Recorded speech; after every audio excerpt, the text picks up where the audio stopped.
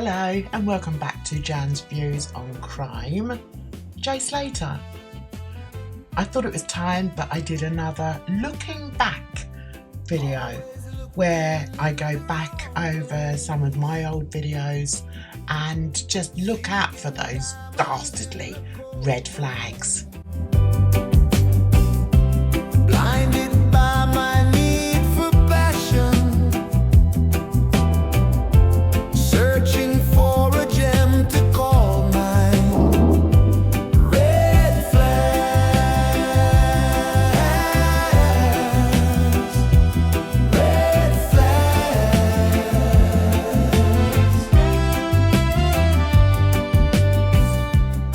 So let's jump onto my page.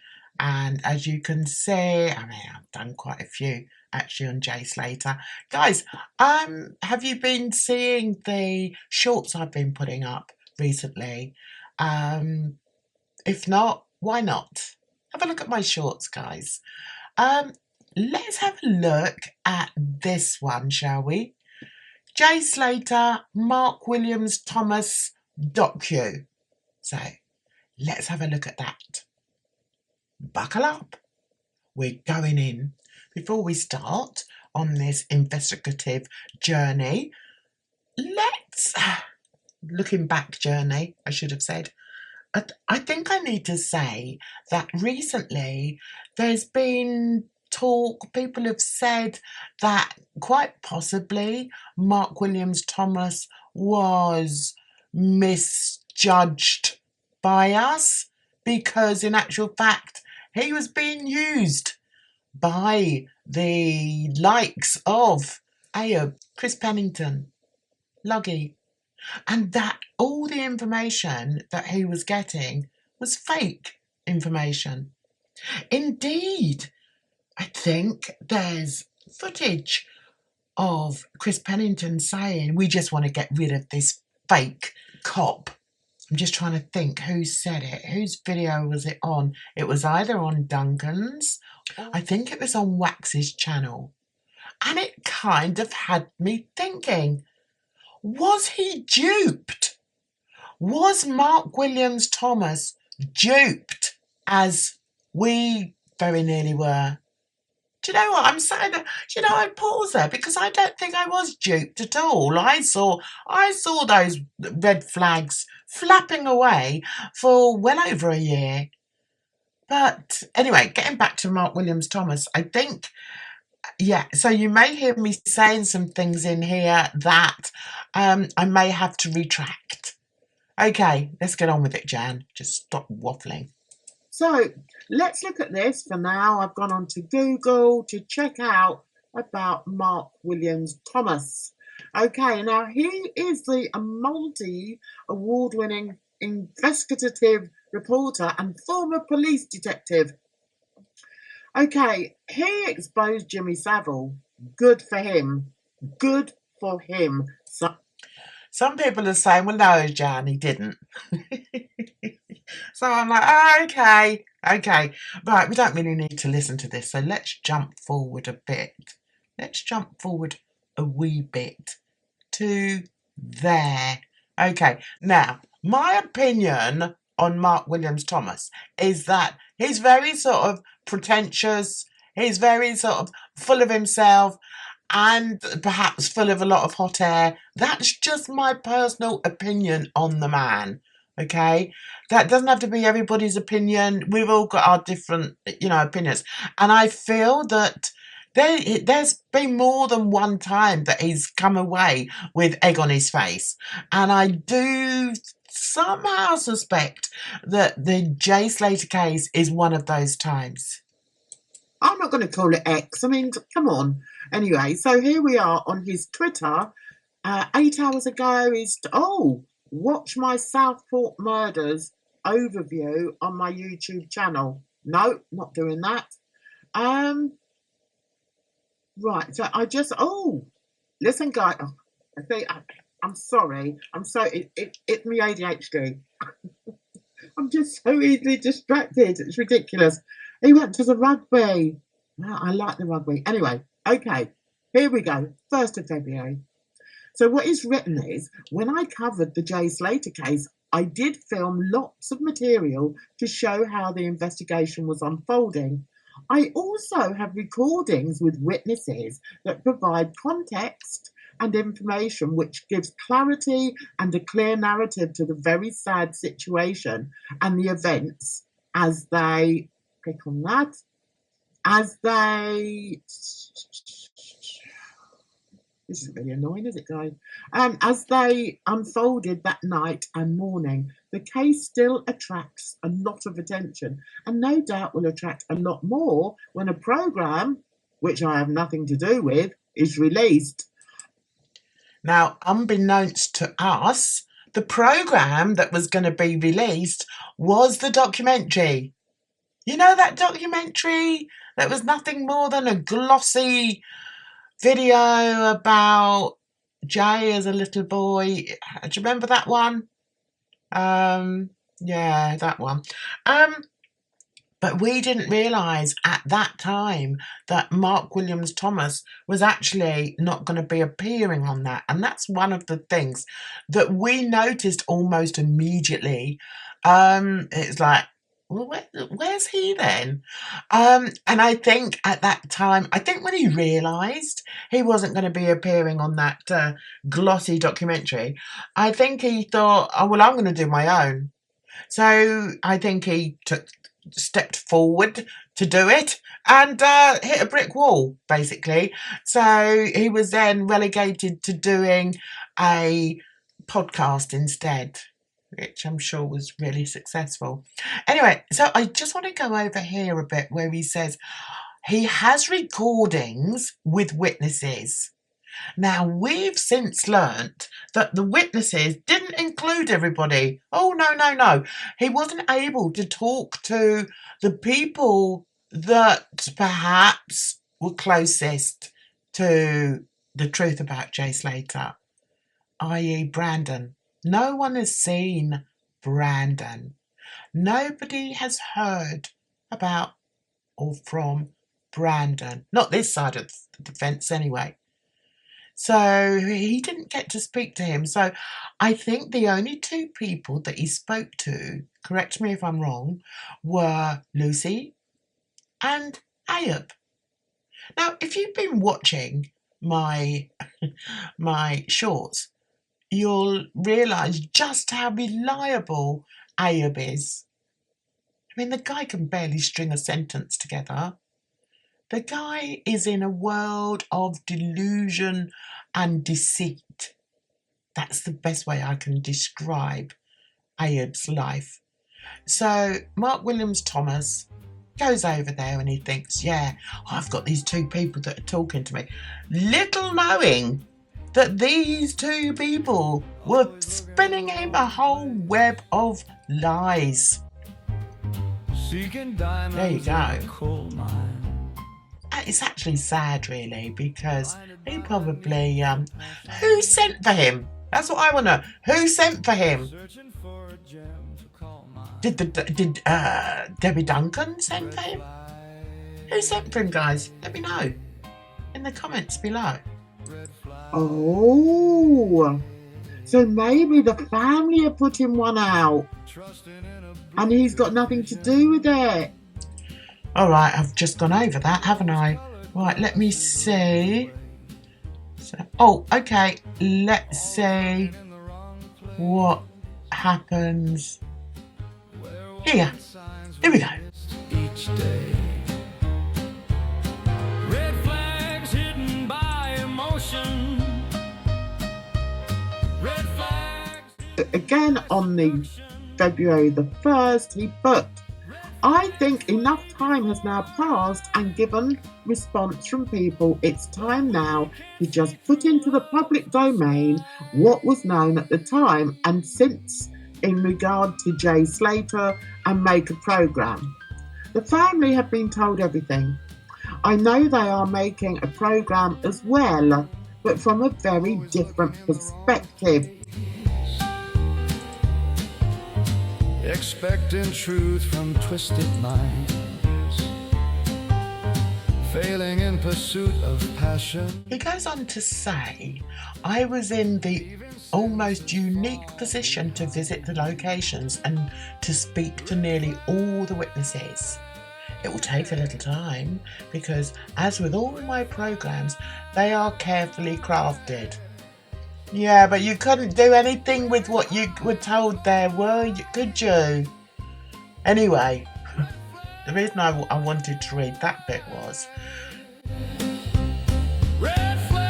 his description of calling it a unique position to visit the locations and to speak to nearly all the witnesses. The problem is he failed abysmally. He didn't manage to speak to all the witnesses, as far as I know. He only managed to speak to 2 of them. And then it's quite questionable whether he was then giving out misinformation. Was it not Mark Williams Thomas who put out into the public that Jay had some knives with him at the time, remember? Down his trousers, although he was actually wearing shorts, and other things that he came out with that were proven to not necessarily be true. So it's a sad reflection really on Mark Williams Thomas. He didn't do a good job. He was duped, as far as I know, and yeah, it's all rather sad for him. I should imagine he's lost a lot of credibility because of this case.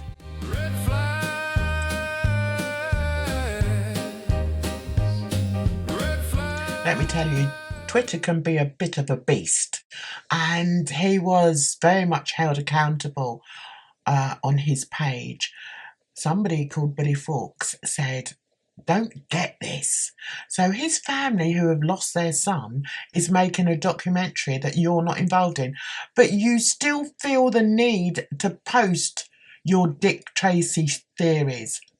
Either A, Jay was drugged and pushed off that cliff by his so-called friends, or B, he walked and fell.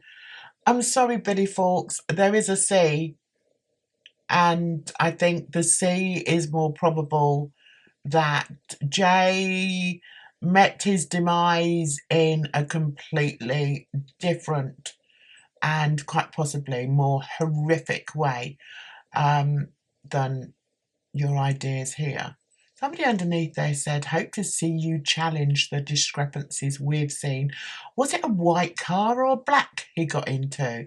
What was he really wearing? When was the video footage from? Was he found with allegedly stolen watch or knives? Why did not one dog get a sniff until external people were brought in? And you know what? Both those comments, which are very valid comments, the first one having 1.4k views, had no responses. Not one response from Mark Williams Thomas. Disgusting. Disgusting. So guys, I'd really like your opinion on Mark Williams Thomas. Do you know what? It took me so long to get used to that bloody word, or that name, Mark Williams Thomas, right. I'd love to hear what your thoughts are of him and his work, and whether you also believe that he was duped. One of the boys, either Wax or Duncan, did do a video on it recently, which sort of showed a completely different picture of MWT's involvement in the case. Did that make you feel sorry for him? What do you think? It didn't make me feel sorry, because I think if you're being paid, and I'm sure he was being paid a fair amount of money to do what he did, he should do a jolly good job. And in my opinion, he didn't do a good job. It was a bit like Keystone Cops, wasn't it? Really? And, you know, he went over all full of bluster and everything and came back with his tail between his legs. That's my opinion on Mark Williams Thomas. Guys, you know, it's very nearly Christmas, and I was thinking I'll just tell you a story of what happened tonight, just to lighten the mood, because Jesus, it does get you down after a while, and I've been trying to sort of put out more and more content for you. And don't forget, we're doing a live stream on Sunday, myself and Duncan. I look forward to that because it's, it means that we can chat with you guys as well. But anyway, guess what happened to me tonight? I was being lazy. I admit I was being lazy, but I was working on content for you guys. And I thought, I know, I'll order me an Uber. So an Uber meal. So I went to one of the shops that's quite near me and ordered a couple of things for myself. And I thought, I'll put my cigarettes on there as well. All right, I smoke. All right, don't tell me off. Anyway, so I put this order in, and it came within 25 minutes. I thought, all right, that's fair enough. So I've opened the door, and the guy said, so I've given them, the Uber driver, my number and everything, and he's gone, I just have to check your date of birth. So I said, oh, all right. I said, well, so I told him what that was, and he said, oh, well, it's not sort of verified. It's the wrong date. I said, what? He said it's the wrong date. Uber aren't accepting it. I said, what do you mean they're not accepting it? I said, just look at me. Do I look as if I'm under 25 or under 21? Please. This guy looked like he could have been my grandchild. Anyway, so we're both sort of looking at each other, and he's, faffing around on his phone. And then he said, oh, well, I'll try again. So we kept trying. He said, no, they're just not verifying your date of birth. I said, what do you want me to do? He said, oh, well, have you got your passport? I said, yes, I'll go and get my passport. So I came in my desk, got my passport out, went and showed him that. There's proof of my date of birth. So then he's like, all right then. And then he was like, I think I'm going to have to go and phone Uber. So go on then, go and phone them. He came back, he said, look, I'm really sorry, he said, but they're saying that I have to take the goods away. I said, are you having a laugh? I said, I've waited. This is now like 45 minutes after I ordered this damn shopping. And he's saying that he's going to take it away. I was only bothered about my cigarettes, to be honest. But it was the cigarettes that were the problem, because they have to verify your age. I said, listen, just look at me. Why can't you just verify my age? Forget the birthday thing. It doesn't matter. I don't know why they haven't got my right birthday down there. He said, no. He said, I'm sorry, but you're going to have to, I'm going to have to take that back. I said, right. And then for a minute, I got all strong, guys. I did. And I dug my heels in and I said, no, I'm sorry, but I'm not going to give you back the shopping. I said, you can go back to the shop and you can tell them I'm not, it's their issue. It's not my problem. Blah, blah, blah. He said, well, listen, we stood there for another 20 minutes squabbling. And then he pleaded with me. He said, please, because I could lose my job if you keep the shopping. I said, for goodness sake, take the damn shopping, but you'd better refund me my money. So for good, oh yeah, definitely, your money will be refunded. So after all that, he's gone off with my shopping. I've already paid for, right? And then I thought, well, I'm going to have to go out. So I had to throw some clothes on, which is what I was trying to avoid from the very beginning, and go round to the shop. Listen, I've got a shop round by me. When I'm in the car, it takes 3 minutes. I think I've timed myself before. All right. I mean, the engine doesn't even heat up, and I'm back on the drive. Do you know what I mean? Anyway, so I had to go there. I grumbled away in there about what had happened. So, guys, you think your life's hard? It's not easy. It's not easy being a YouTuber, I tell you. So that's that. I'm telling you guys, if I do not get my money back, I am going to do a video on Uber. Yeah, they'll be sorry.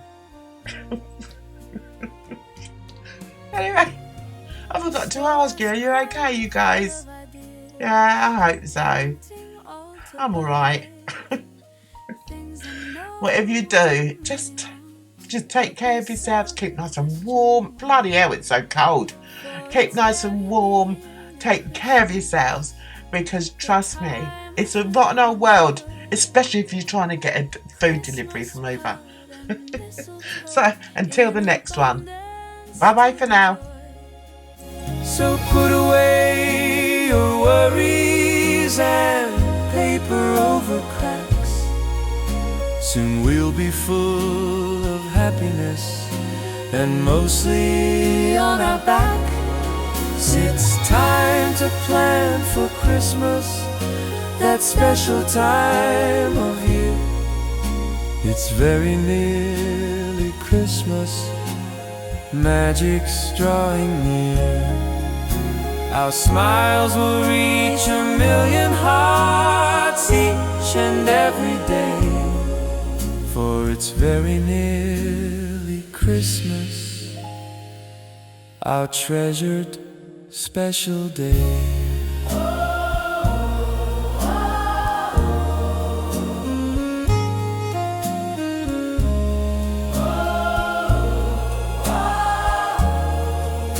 It's very nearly Christmas. It's very nearly Christmas. A time we all